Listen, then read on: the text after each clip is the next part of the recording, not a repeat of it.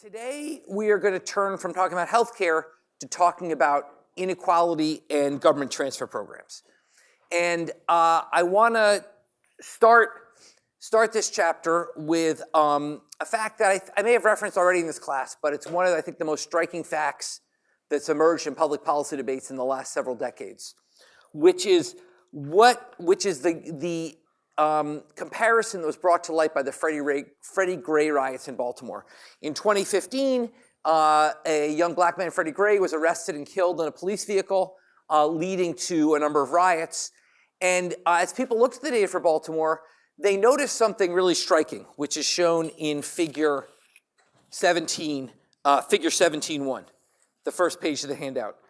This shows neighborhoods in the city of Baltimore, okay? Sandtown, Winchester is where Freddie Gray lived. 3 miles away is the neighborhood of Roland Park, okay? The average life expectancy in Roland Park is 84.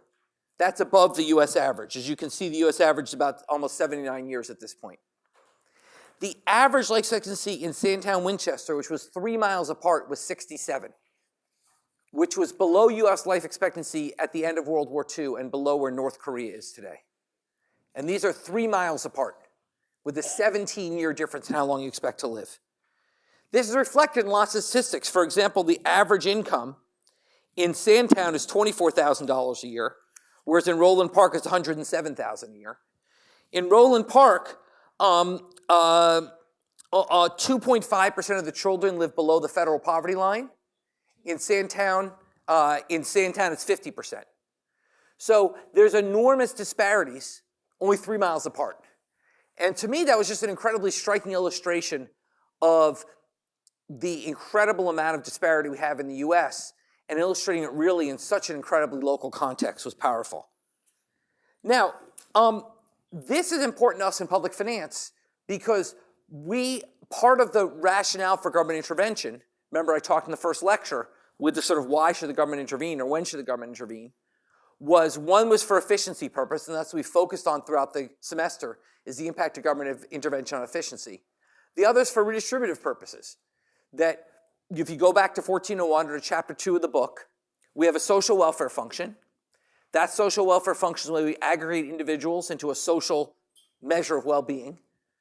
Most social welfare functions are implicitly redistributive.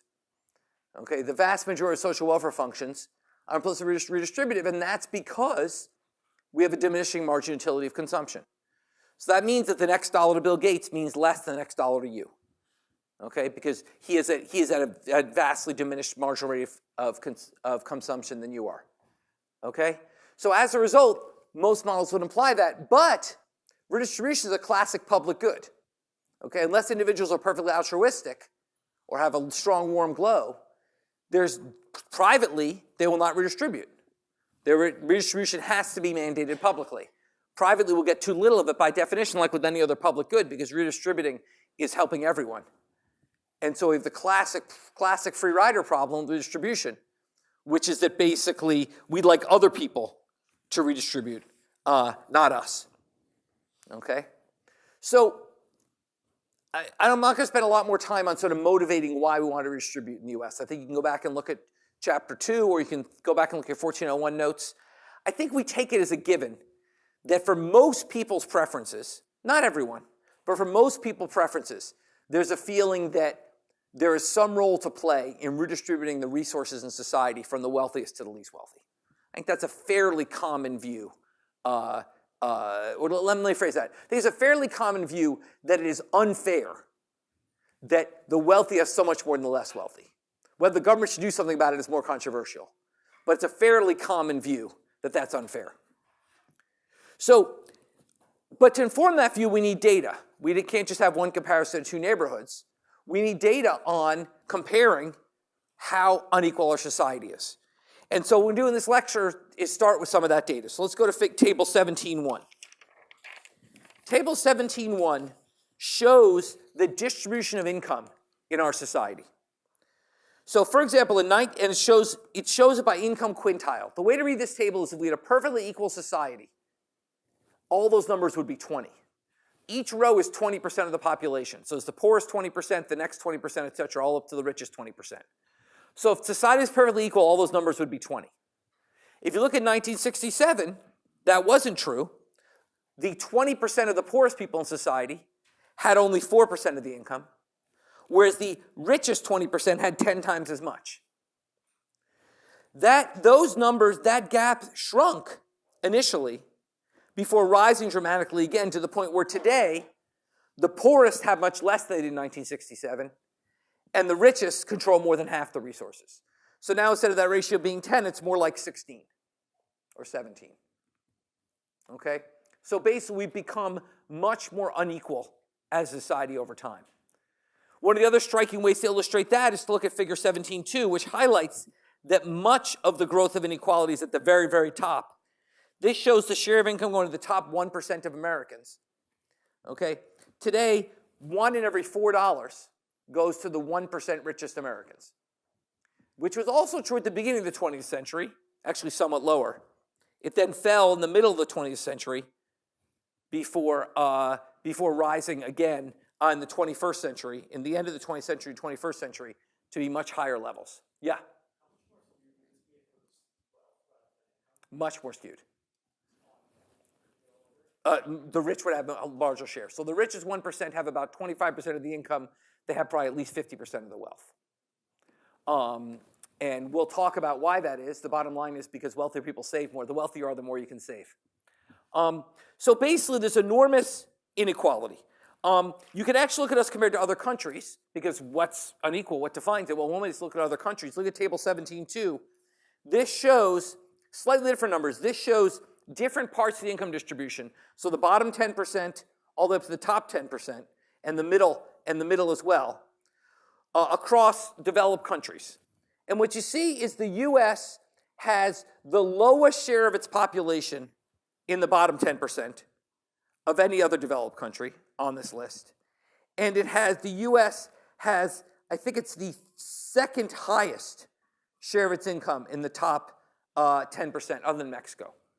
So no country has a lower share of its income going to the poor, and only one country has a higher share of its income going to the wealthy than does the U.S.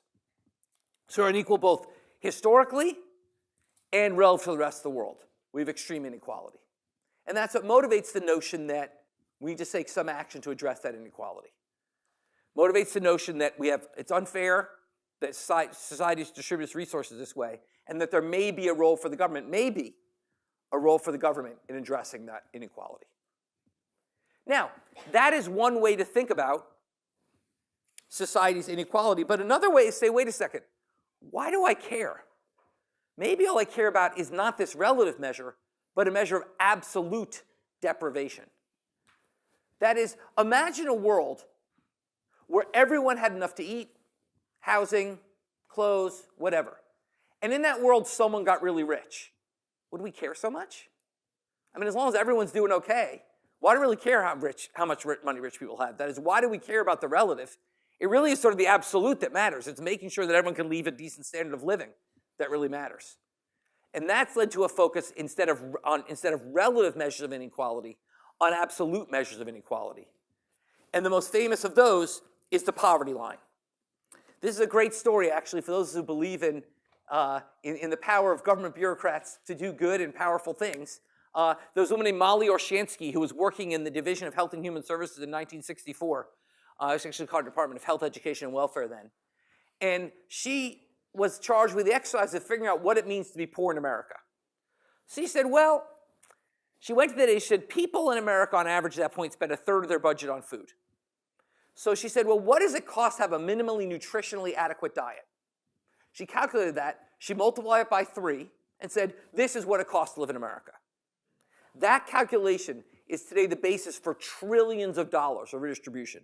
We've taken Molly Orshansky's calculation and just updated it by inflation ever since. And the poverty line, which I've already mentioned a number of times without defining it, is the basis for trillions of dollars of the redistribution we do in our society. Okay? So the poverty line is our classic absolute deprivation measure. You can see what the poverty line looks like in table 17.3. I've been highlighting this. I've been talking about this before. Basically, the way this works is it doesn't go up multiplicatively with family size. We assume that there's economies of scale of people living together. So the poverty line for one individual is $13,000. For two people, it's not twice as much. Because we think there's you can share the rent, you can share food, you can share cleaning, etc. So basically, the poverty line for a family of four is about twice the poverty line for an individual. Okay? So those are the poverty lines. Now you can look at those numbers and make of them what you will. If you're from an affluent part of the country, you'd be like, oh my God, how can anyone live on anything near this? If you're in a less affluent part of the country, maybe those don't look so crazy to you. Okay? But that's our measure of the minimum you need to survive. Now what's happened to that measure is quite different than inequality. If you look at figure 17.3, you see a somewhat different pattern that we saw for inequality, which is if you look at everyone, all people, that's the red line, you see a dramatic decline in poverty during the 1960s, and it's basically been flat since. Now, what's interesting about the decline, it really was driven by the elderly. If you look at the 65 and over, that's the blue line. They had the dramatic reduction in poverty. Whereas those, for example, for kids, the poverty reduction wasn't so dramatic. But the key thing is, if you look over the last few decades, it's pretty flat. You don't notice, we saw this enormous increase in income inequality, right? You don't see an enormous increase in poverty. It looks pretty flat. So that says that basically how you feel about what's happening to resources in society and the sharing the pie depends on how you think about what the right measure is. Okay?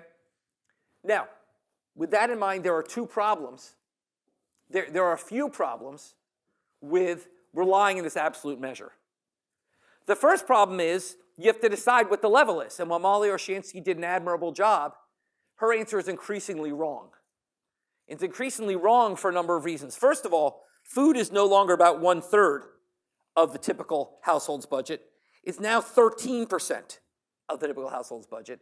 And inflation in food has been much lower than inflation in other goods, and particularly housing and medical care, which have grown to be a much larger share of a person's budget.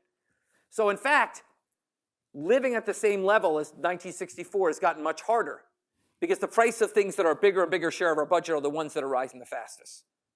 That's one problem. The second problem with the poverty line is it's one national line, whereas we know the cost of living differs enormously around the country.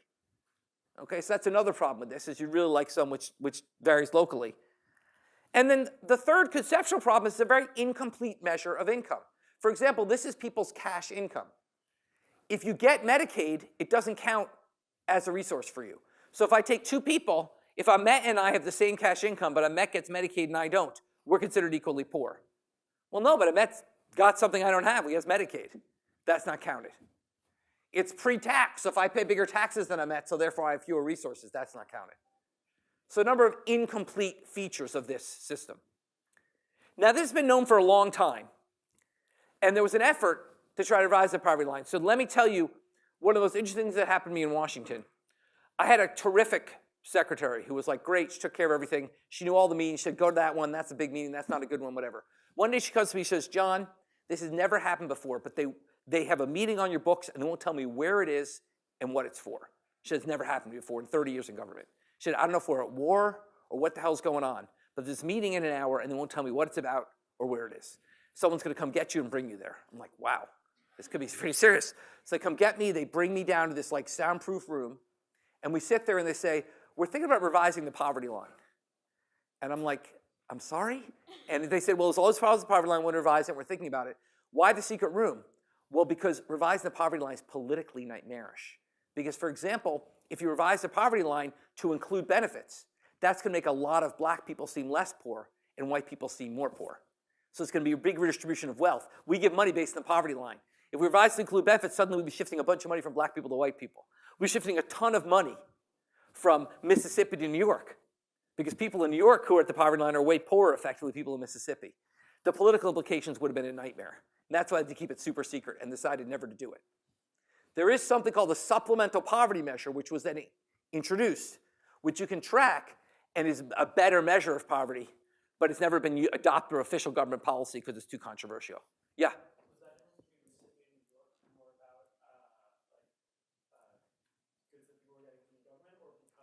No, it's just cost of living. Cost of living. They had one poverty line. So they're saying every below the poverty line got money. Well, shit, that was half people in Mississippi and like 10% of people in New York. So if you had a poverty line that reflected cost of living, you'd be giving a lot less to Mississippi, a lot more to New York. that was politically problematic. So one problem is you've got to define it, and that's incredibly hard. The second problem is that what it is, not only have to define it technically, but what does it even mean to live minimally adequately in society? So in 1950, you didn't have to have a car to live minimally adequately in society. Today you do. So just even what it means is really hard. You really have to, it's like the inflation debate you've talked about in macro. You have to really sort of define this, redefine this over time. So that's one problem. The other problem we face is that it may be that actually relative income inequality actually matters. It may be that it turns out that actually we care not just about how much the poor have, but how much the rich have as well. Okay? And this comes from basic biology. So they ran an experiment with a set of monkeys, and the monkeys were trained to hand over pebbles in exchange for cucumber slices, which they liked. Okay? But then one monkey was offered a better deal. If he gave a pebble, he didn't get a cucumber slice, he got a grape, which the monkeys liked even more. But then the second monkey was then offered the same deal as before, and it revolted. It said, wait a second, that's crazy. That monkey got offered a grape, I'm just getting a computer slice. And you couldn't reason with the monkey, but you'd like to say, well, look, it's the same deal you had before. What's the problem? The problem was someone else was getting a better deal. Okay? And that's actually the way our utility functions operate. If you think about it, if we define our happiness and our sense of well-being, it's all relative. Okay? I mean, they talk about how, in fact, people in very poor societies are equally happy people in rich societies. It's not quite true, but it's closer than you might think, because everyone around them is poor. And in fact, there's lots of evidence that basically people's well-being is about relative income, not absolute income. So for example, if you look at people's reported self-well-being, it depends more on their neighbor's income than their income. Okay? If you look at, they did a cash transfer program in Kenya where they gave people money. People who got the money were happier. The people whose neighbors got the money were sadder. Okay? Regardless of whether they got the money or not. Okay?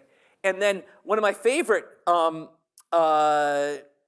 studies of this is that basically lottery winners in Canada, that when someone won the lottery in Canada, their neighbors were more likely to go bankrupt. Think about that for a second. When somebody won the lottery, their neighbors were more likely to go bankrupt because they suddenly had to spend more to keep up with their friends. Their friend won the lottery. So they're like, oh, he's got a nice car, I got a nice car. So basically the point is we all derive our sense of what's fair and what's just through relative inequality. So it's not obvious that relative inequality is the wrong measure to look at. But it's a very deep and hard debate, which is should we care how much Elon Musk has, to put an evil name to the story. Okay? Should we really care how much he has? At one level, we shouldn't. I mean, he's invented some incredibly cool shit, right? Let him have as much money as he wants. Okay? As long as the rest of us have enough to get by. Another level, if our utility is really about relative inequality and the role of the government is to maximize social welfare, then we should care. And that's the real challenge. Okay? Questions about that? Okay, so regardless of what the right measure is, the bottom line is people care about unfairness. And then the question is, well, what can the government do? So the first question was, should the government do something about it? And the answer is, well, there's an obvious theoretical justification, which is redistribution is a public good. The private sector will not do, I mean, there's charity, but the private sector will not do the right amount of redistribution. It's a public good. So what should the government do? Well, what the government does is it has a number of what we call transfer programs. And these transfer programs are distinguished in two very important ways that we're going to have to keep in mind. This is not like level, Medicare, Medicaid level, but you got to know this, okay? The first way they're distinguished is categorical versus means tested.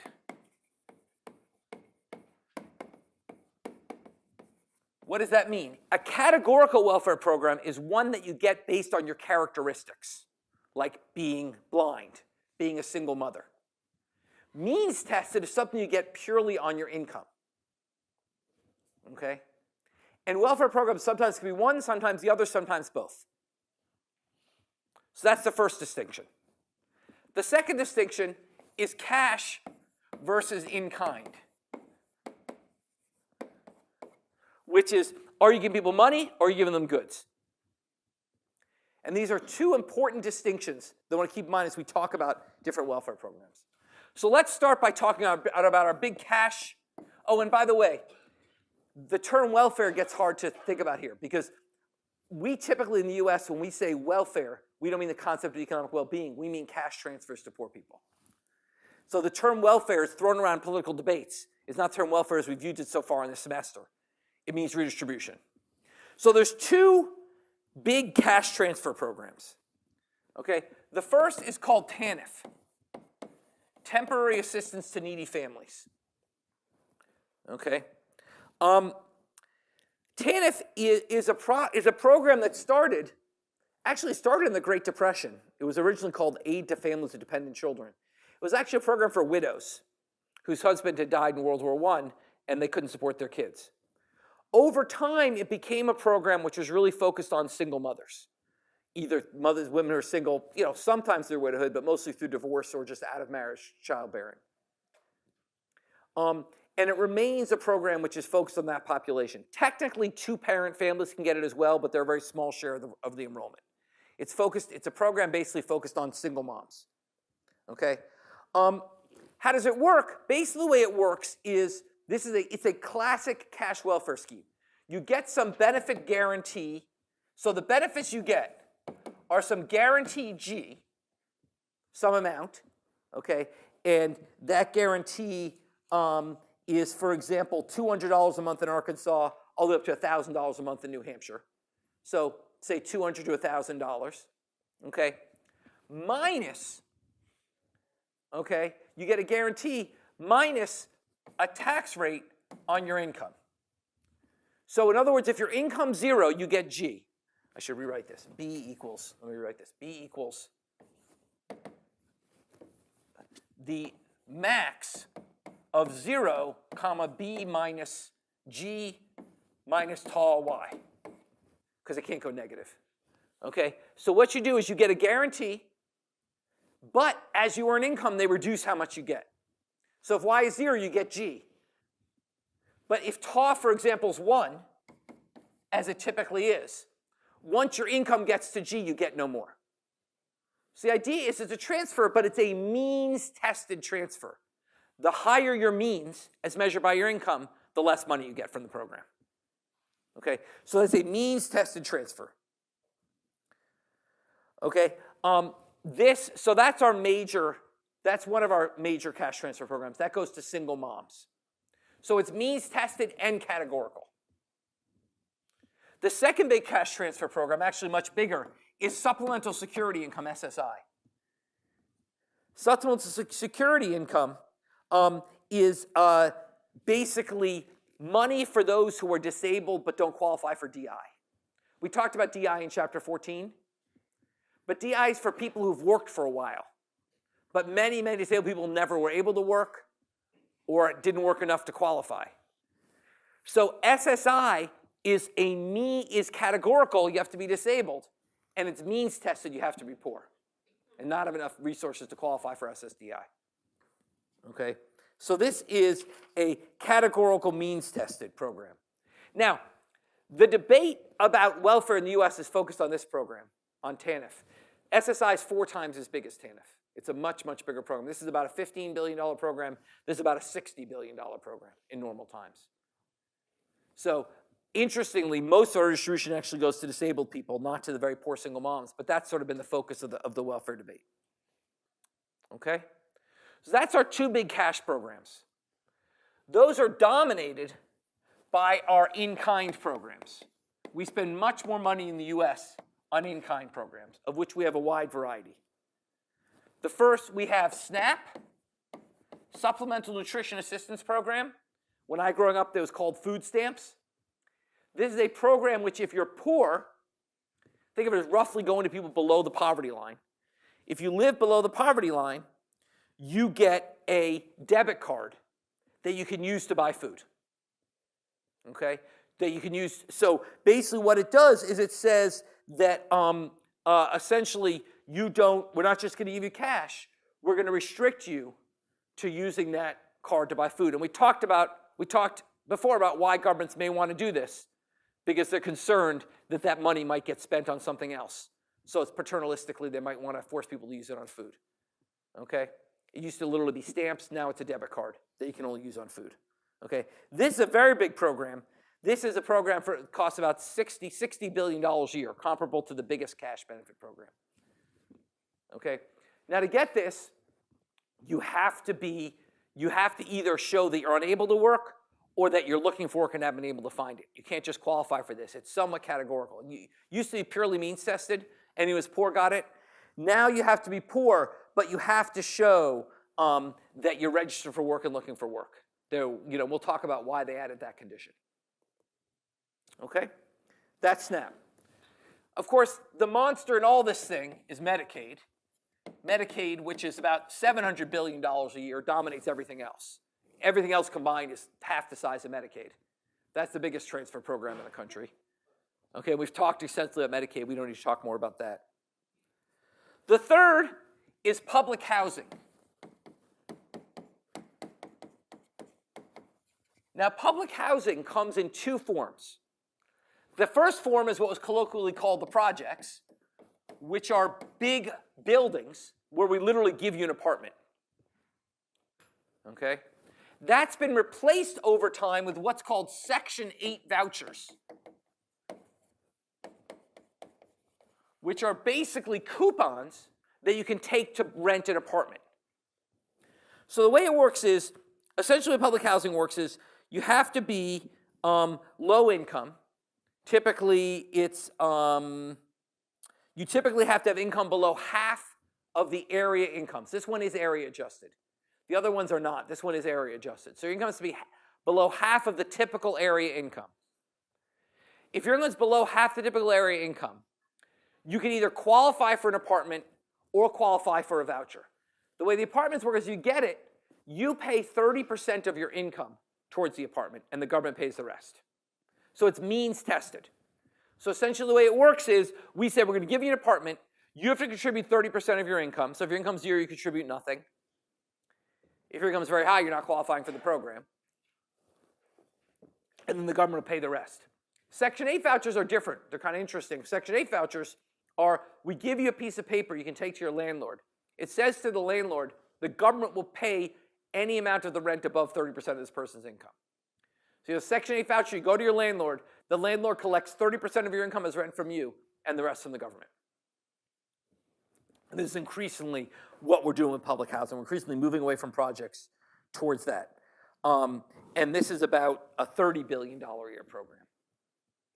Okay? Then the last category, which is a big one, is a whole set of nutritional programs. This includes things like free or reduced price school meals, school breakfast and lunch, okay, which is a major source of redistribution in our country. We spend about $20 billion a year on these. In a typical year, about 22 million people get free or reduced price lunches, about 13 million get free or reduced price breakfasts. So it's a major program. They spend about $20 billion a year on.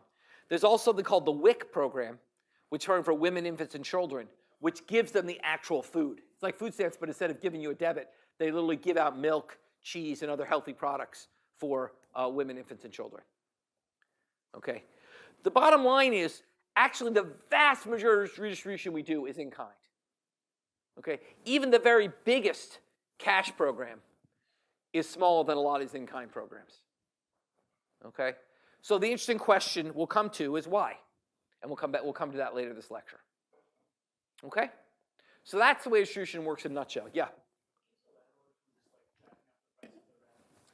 Excellent. The voucher is set equal to the maximum of the rent or I think it's like the 40th percentile of the housing cost distribution in the city. They cap it. So you can't charge anything. They give you a voucher. You have to find an apartment which is up to the 40th percentile, and then you get a voucher for that. Yeah? Affordable housing lottery that has, for example, states like Massachusetts, would be that also being restricted, being tested, sorry. It's also an example of in-kind. Say it, it's also what? An example of in-kind. Yeah, so basically how do they allocate these vouchers? They do it by lottery. Yeah. They basically have a waiting list. You lottery to get onto a waiting list, and they pull you off the waiting list as units become available. Okay? So, with that as background, let's talk about how we think about the optimal determination of transfer programs. Let's say we've decided we want to transfer money. How do we think about the efficiency consequences of a transfer program? And here we come to the core of thinking about equity and redistribution economics, which is the efficiency-equity trade-off. And so we're going to embody the efficiency-equity trade-off. And the best way to think about that, one of my favorite concepts in economics, I talked about this in 1401, is the concept of Okun's leaky bucket. Arthur Okun's a famous economist. Arthur Okun said, think about transferring money from a rich person to a poor person as if a government bureaucrat goes and collects the money from the rich person, carries it in a bucket, and dumps it out in front of the poor person. So the reason that's useful is then you could say, well, imagine that for every dollar you took from the rich person, you bought $1 to the poor person.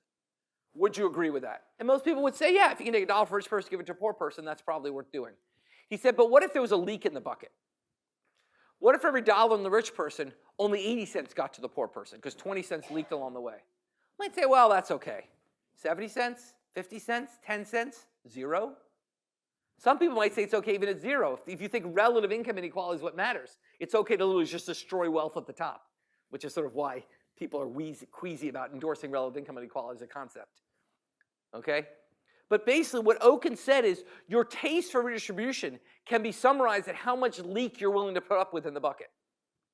The more leak you're willing to put up with, the more you care about the poor relative to the rich, getting money from the rich to the poor. Okay? Some people would say don't even do it with no leak. Some people would say do it with 100% leak. And others will land in between. And that's just a great concept for thinking about it. And what it does is it highlights what is the problem of redistribution. It's the leak in the bucket. And where does the leak in the bucket come from? Well, the leak in the bucket comes from 3 sources. The first and smallest source, you got to hire someone to carry the bucket.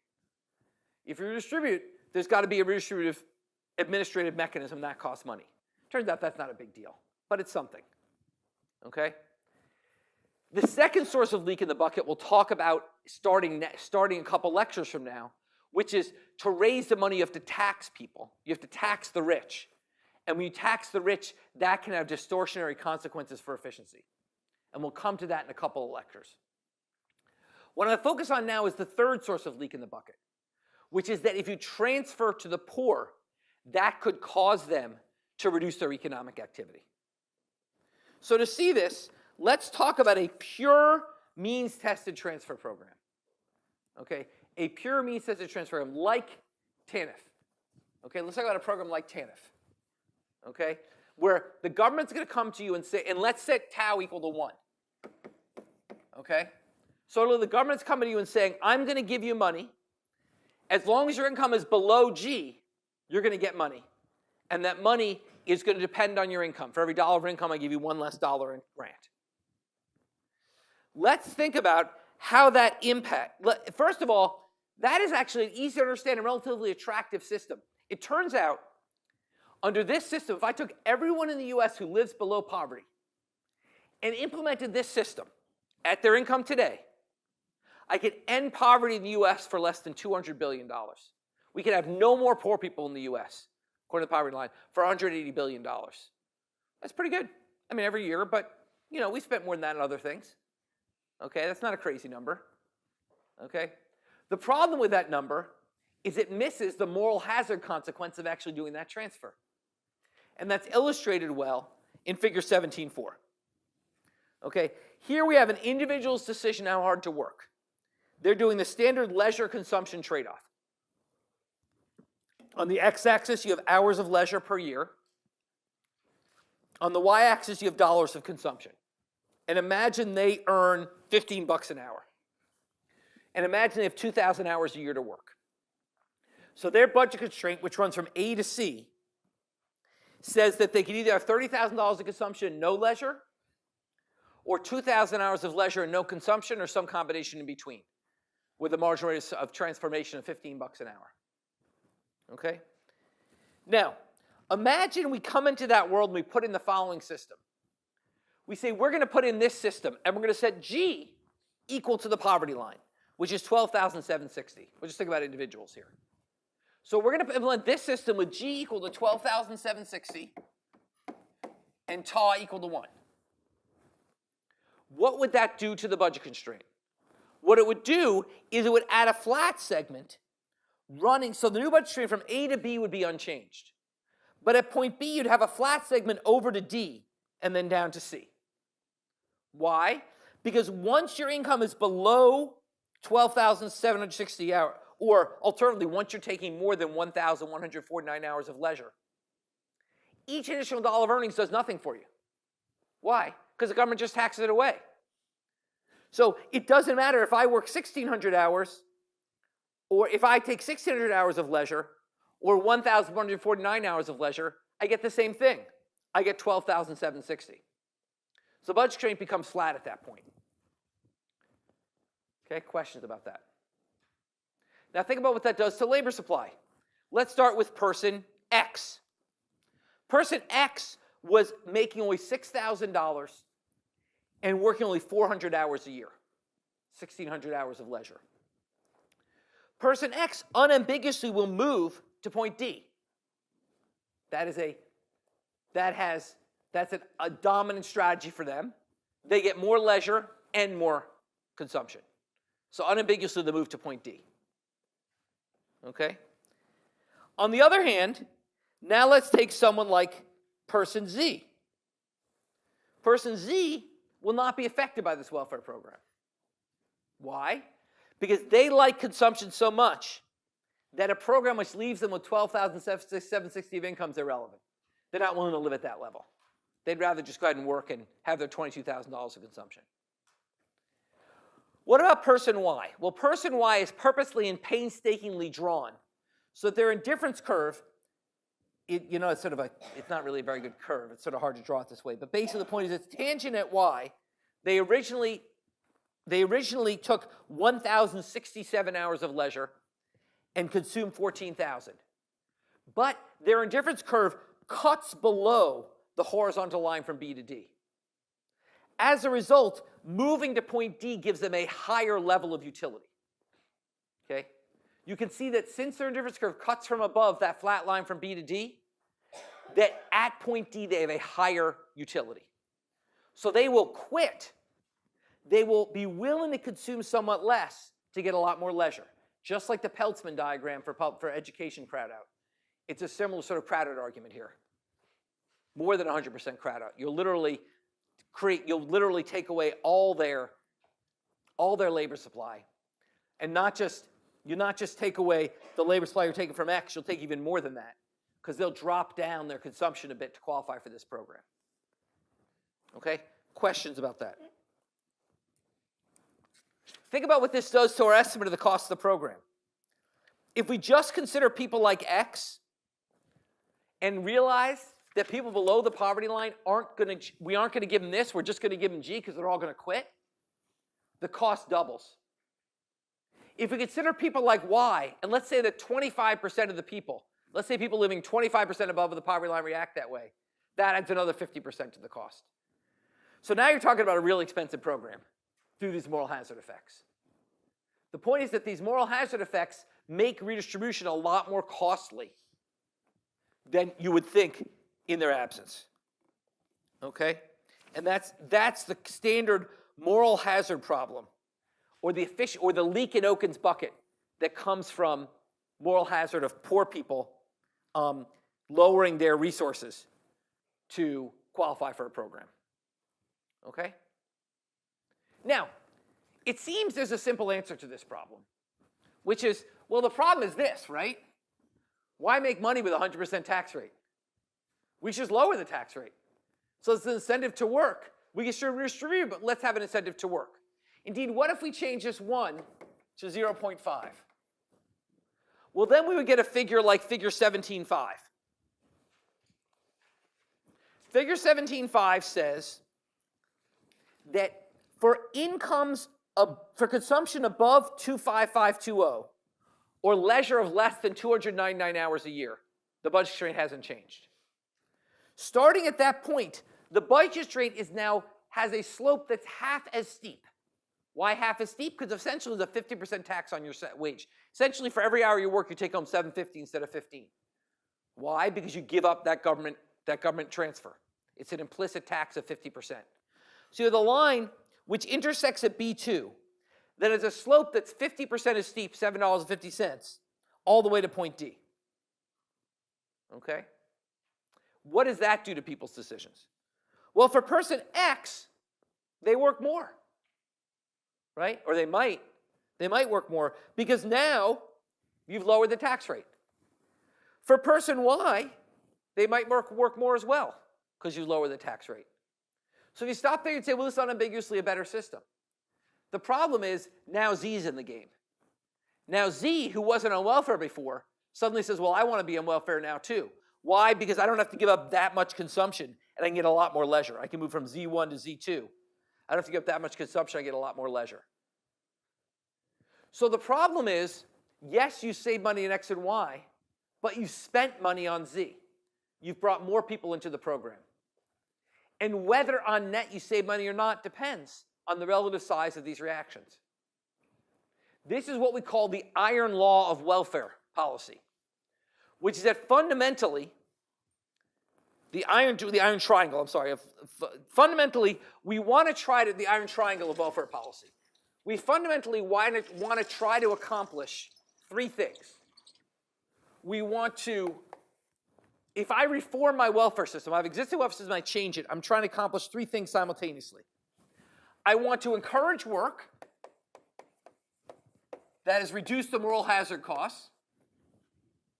Okay, I want to encourage work. I want to redistribute income.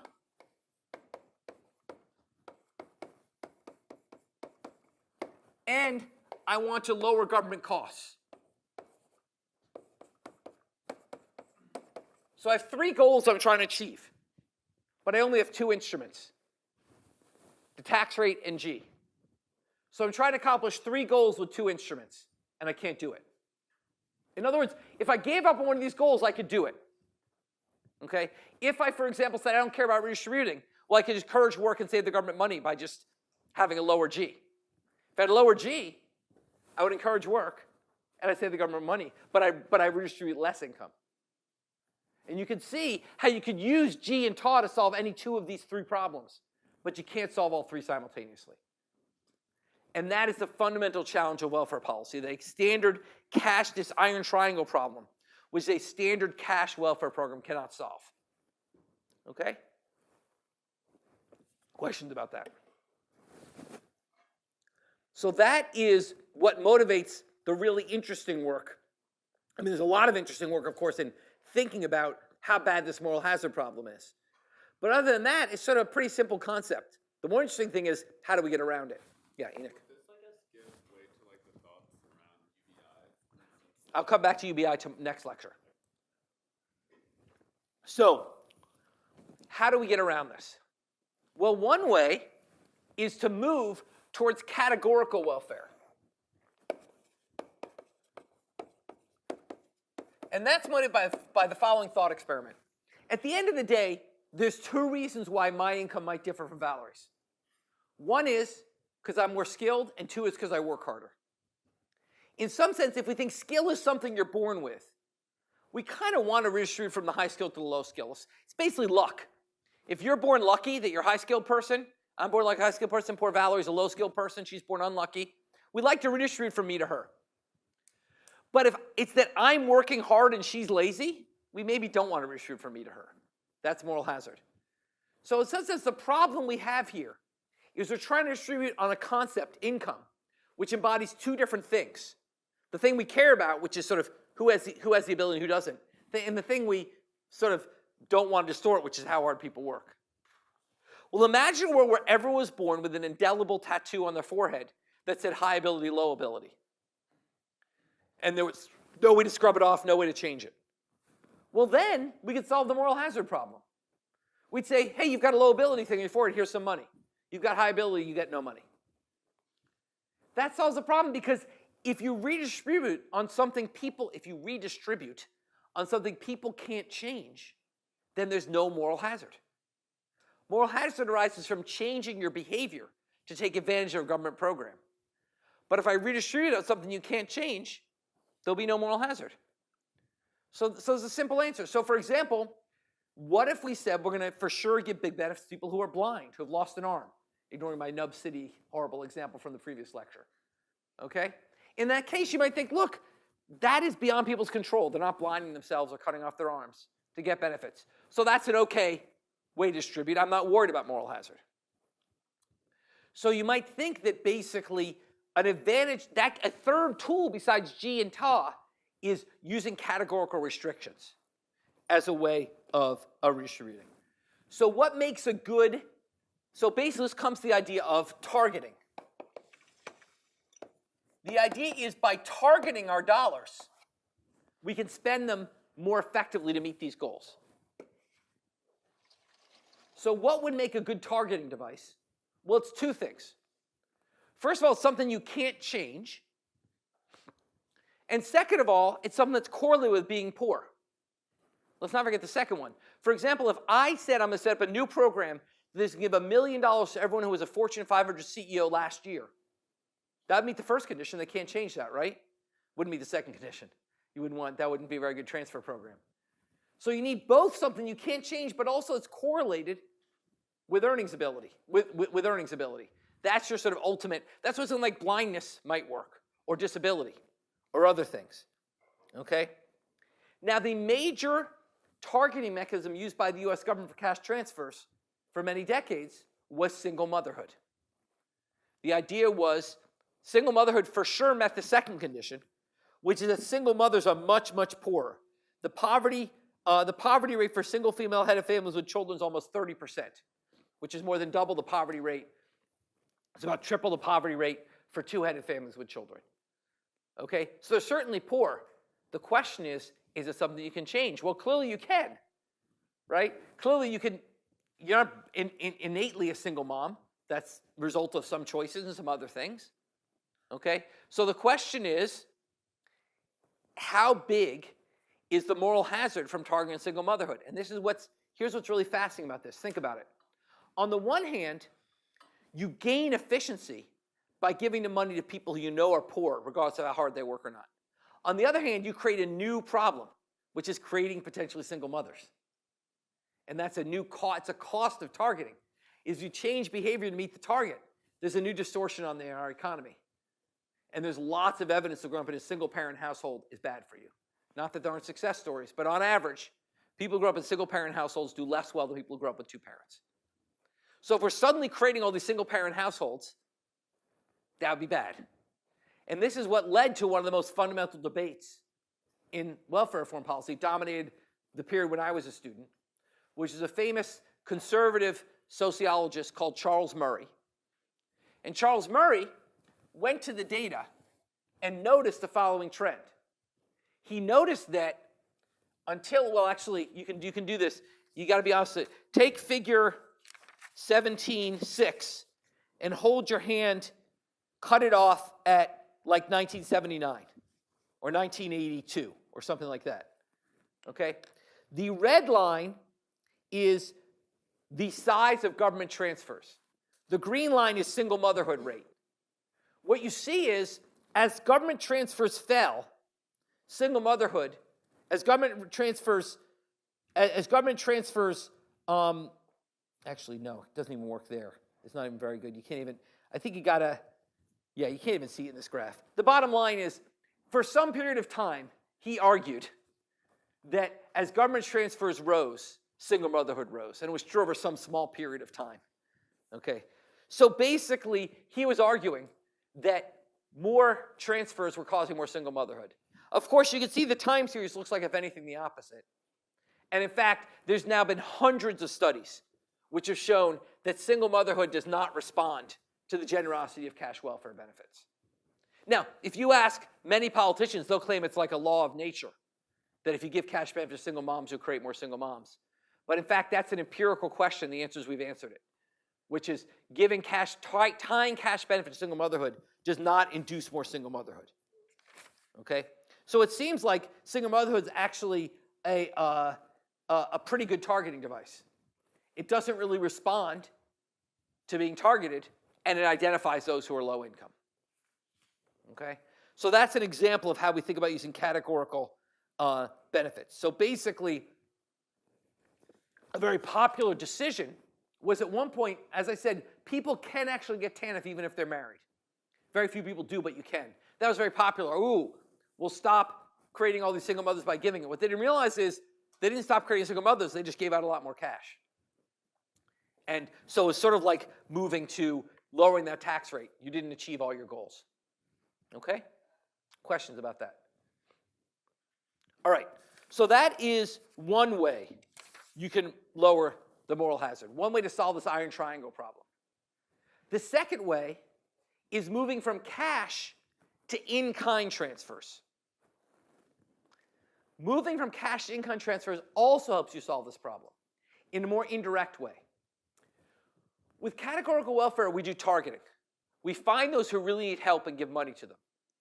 With in-kind benefits, we do what we call self-selection, which is we get those who need the benefits to identify themselves. And why is that true? That's because everyone wants cash, but not everyone wants to go to a soup kitchen. That if I give away cash, everyone's going to claim it. They're going to pretend they're poor and get it. But if I'm giving away a shitty public apartment or waiting outside in the rain for a soup kitchen, only people who are really poor are going to actually do that. And that's a way to get them to reveal their true underlying ability, even though it's not stamped on their forehead. Okay? So this means, basically, the idea is, once again, we have two types of people. Those that are innately skilled and if you look at poor people, we have two types of poor people: innately skilled, lazy people, innately unskilled, hardworking people. The government like to differentiate them. By giving cash, you can't differentiate them because everyone wants cash. But if you give them something which people really would only value if they had to have it, only the people who are really unskilled, not of a choice, will take that. It's called an ordeal mechanism. So self-selection through an ordeal mechanism.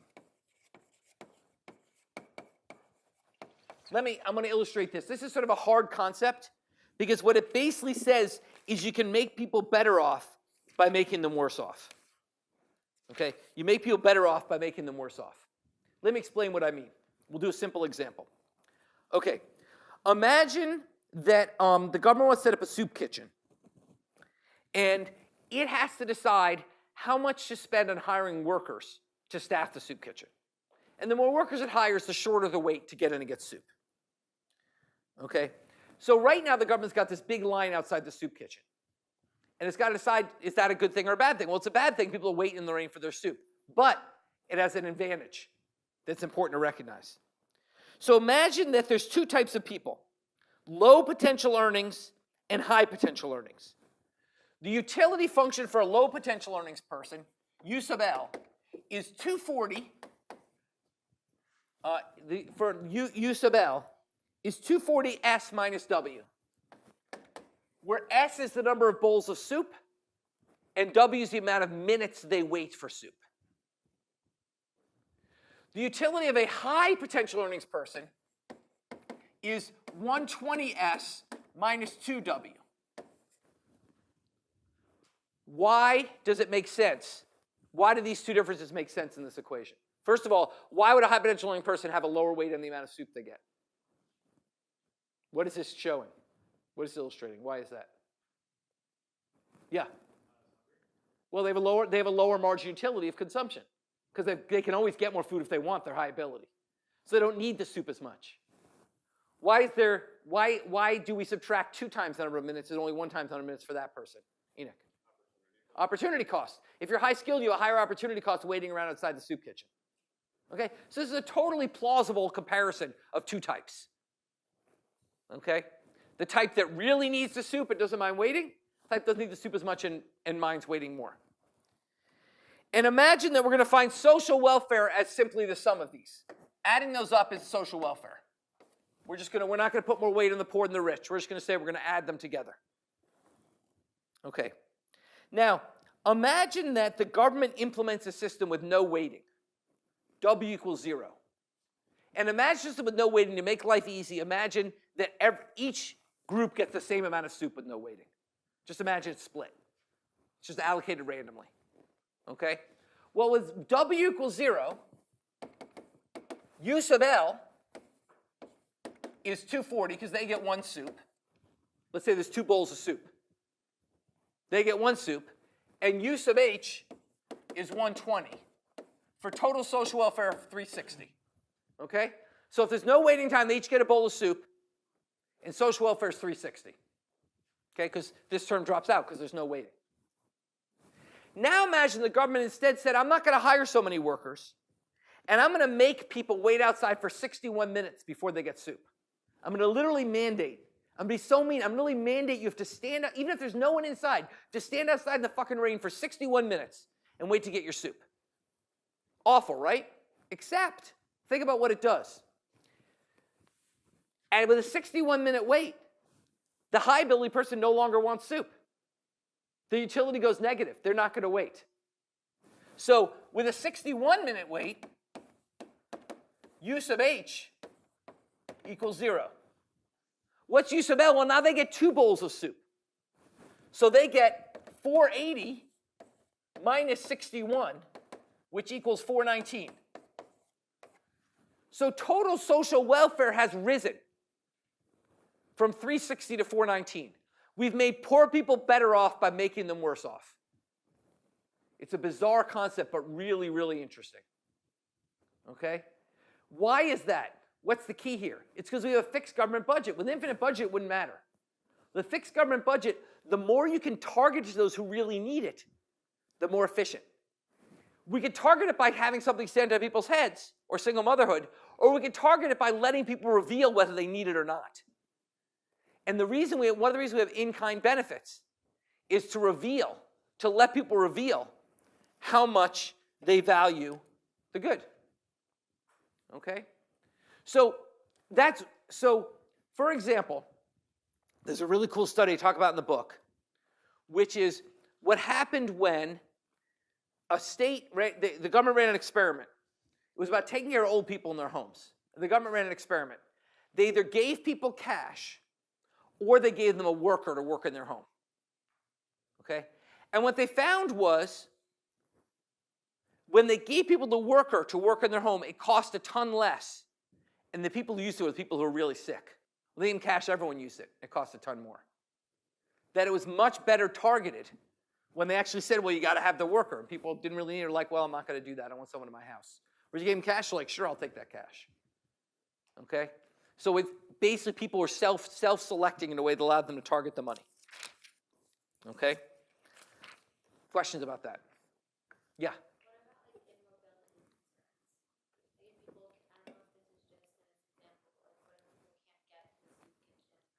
Well, once again, it's not saying I'm not saying all soup kitchens in America should have a line.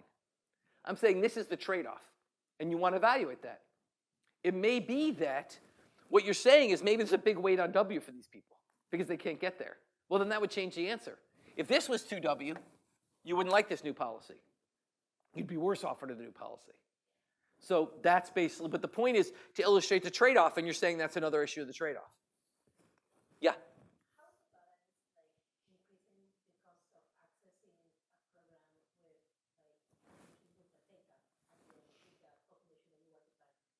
Yeah, so basically, let me rephrase your question a little bit. The bottom line is that we talked about only partial take-up, that some people don't take up benefits. That could be good. That could be a way of illustrating who really needs it. In fact, some grad student at MIT have a really cool new study where they look across 7 different transfer programs. All the programs target you based on what your income is today. But of course, people's income today can be very different than their income over their life.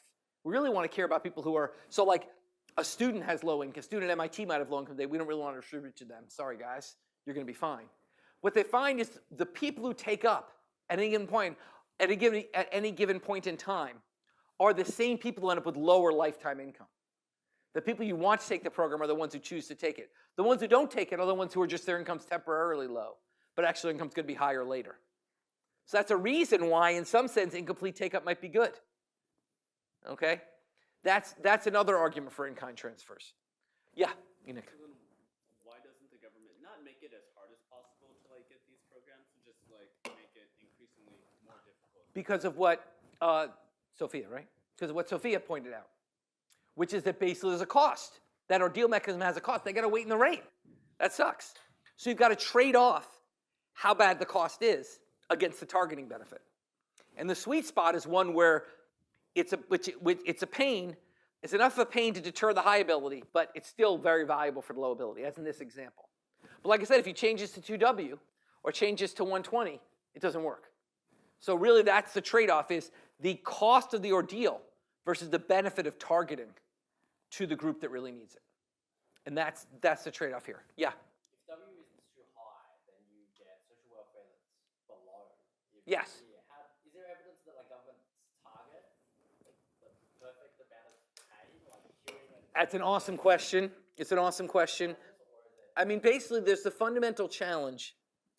Here's the problem with that whole study. It comes back to poverty line measurement, which is, let's go back to the poverty line measurement debate. Ideally, when we measure poverty, we'd include what you're getting Medicaid. But then I have to ask what it's worth to you to get Medicaid. I want a dollar metric, right? Well, how the hell do I know what it's worth to you to get Medicaid? I mean, you could use the average cost of Medicaid, but it's worth a lot more to a sick person than a healthy person. It's the same thing here, which is, in some sense, to really do this right, we not only know what the weight on W is for things like wheelchair bound, we need to know how much they actually value this relative to cash. And this will come back to the UBI debate we'll talk about next time, which is, in some sense, we may be outsmarting ourselves doing all this in-kind benefits, because the truth is, it's just better to give people cash and let them figure out what they want to spend it on. Now, that said, there are a number of other advantages of in-kind programs. Okay? Another advantage that's a really interesting one is that it affects the market. So this cool project in Mexico where they give some people cash, some communities got a cash transfer, and some communities got an in-kind transfer of food. What they found was the communities that got the in-kind transfer, same size, were better off. Why? Because the market for food.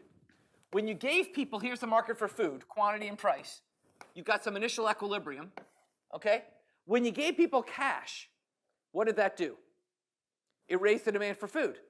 So demand shifted, it raised the demand, demand shifted out. That led to a higher price for food, more quantity of food, but a higher price. When you give them in kind, what does it do? It raises the supply. When you raise the supply, when you lower supply, you also get more, but at a lower price. Why does that matter? Because some people aren't getting cash transfers. So in-kind had the benefit that not only redistributed, it lowered the price for everyone else, which is kind of a cool feature of it. So that's another interesting feature of in-kind, is that it can have this market adjustment effect. Yeah?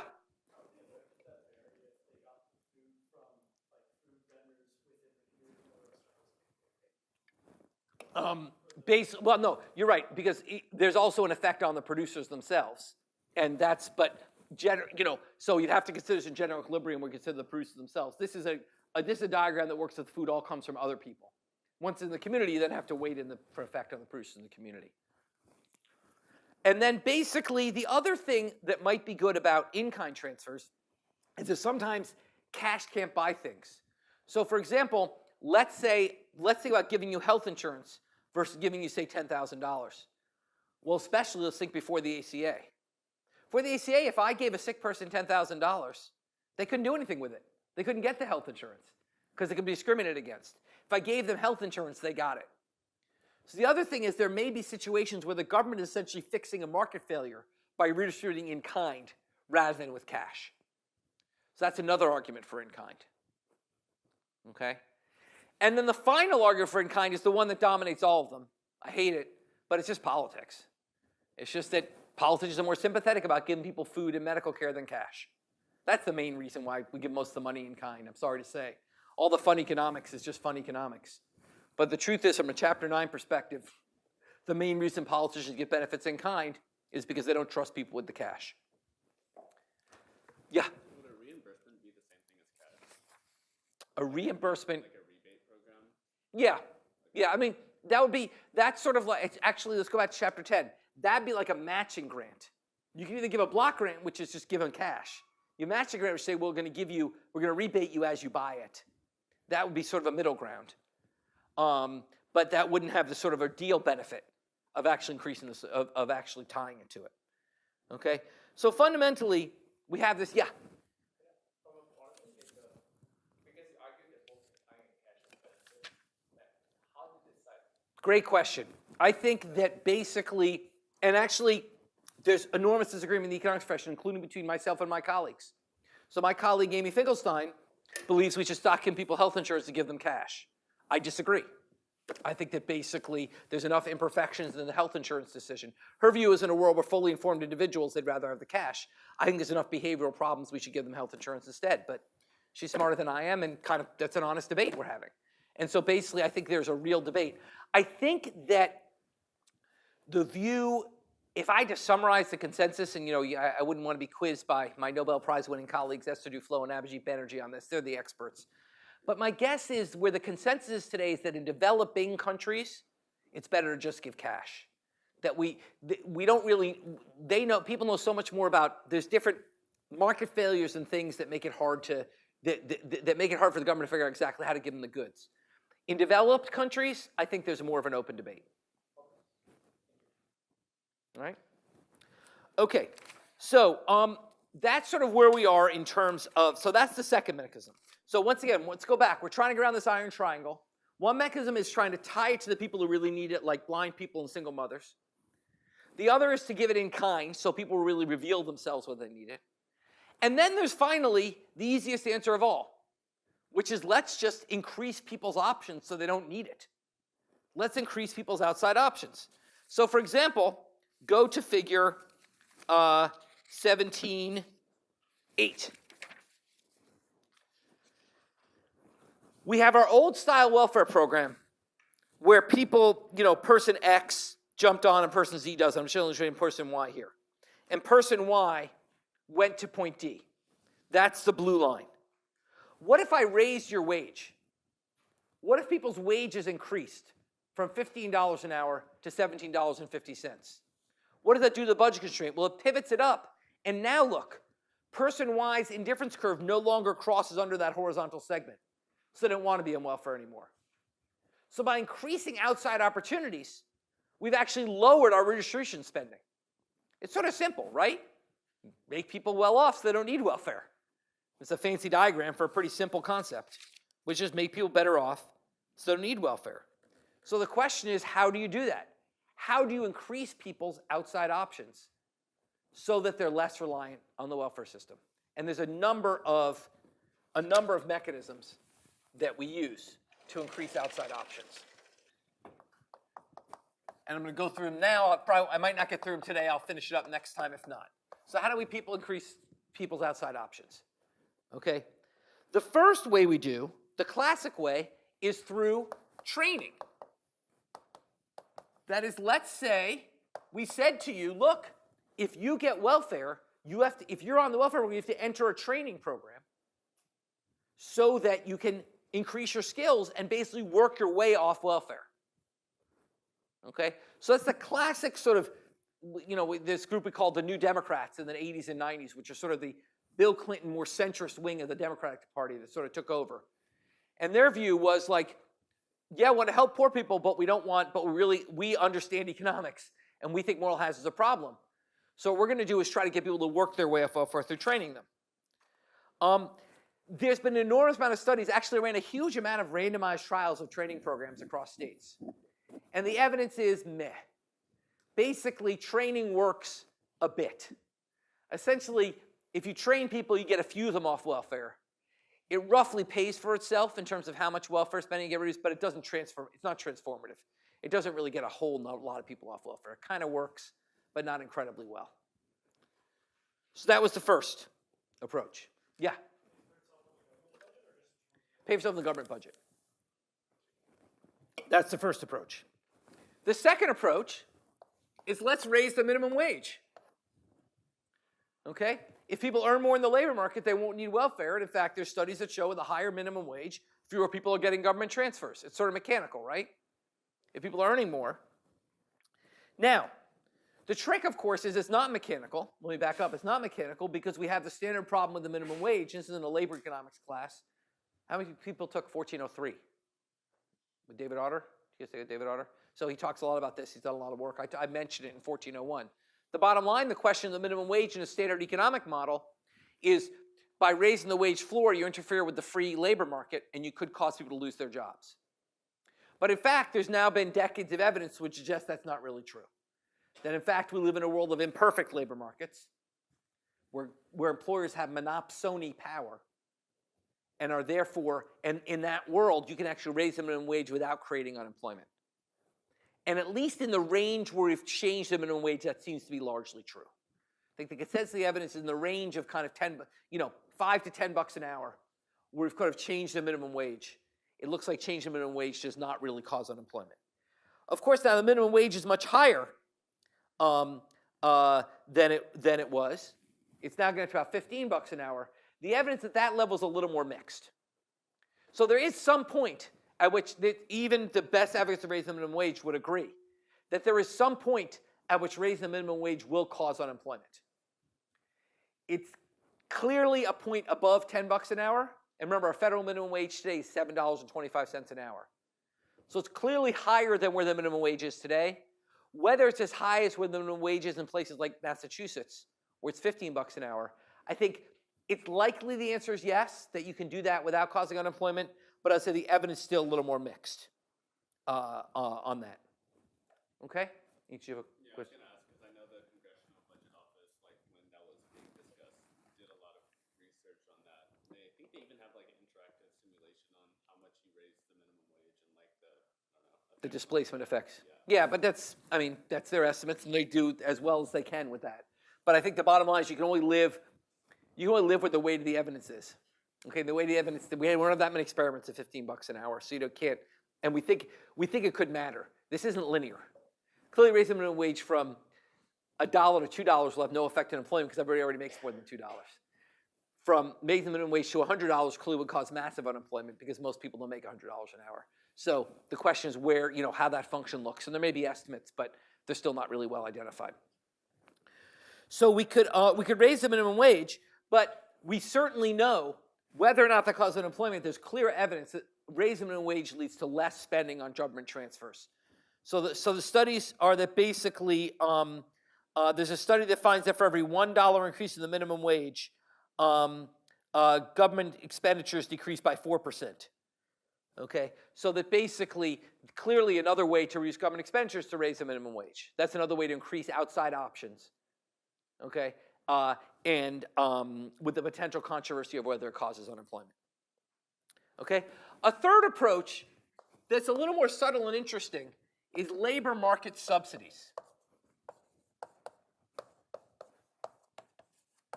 which is what if you actually paid people to work? What if instead of tax people's work, you actually paid them to work? So for example, we'll talk about this much more in Chapter 21. We have a program in the US called the Earned Income Tax Credit. And we'll talk a lot more in Chapter 21, so I'm just going to go briefly through that here. It's actually the government's largest cash redistribution program. The way the EITC works is for people who are poor, for every dollar you earn, instead of paying taxes, you get 40 cents from the government. So it's a subsidy to work. For every dollar you earn, you actually get 40 cents more from the government rather than paying tax on it. Up to a certain level, then you start to pay tax again. Okay? And the idea is that basically, by doing that, you will get people to go to work and get off welfare. The problem is that's incredibly expensive. And if you think about that, we spend $15 billion a year on cash welfare, and the EITC is like $80 billion a year. That can't really be a good enough justification for the EITC. And that's why other people have suggested a much more targeted form of this, which is take people who are on welfare today and pay them to get off. So basically, the best evidence is a program in Canada, which was the SSP. What did that stand for, SSP? Self-Sufficiency Project. What they did is they say, it was a random experiment, and they went to Canadian welfare recipients who'd been receiving welfare for more than 1 year.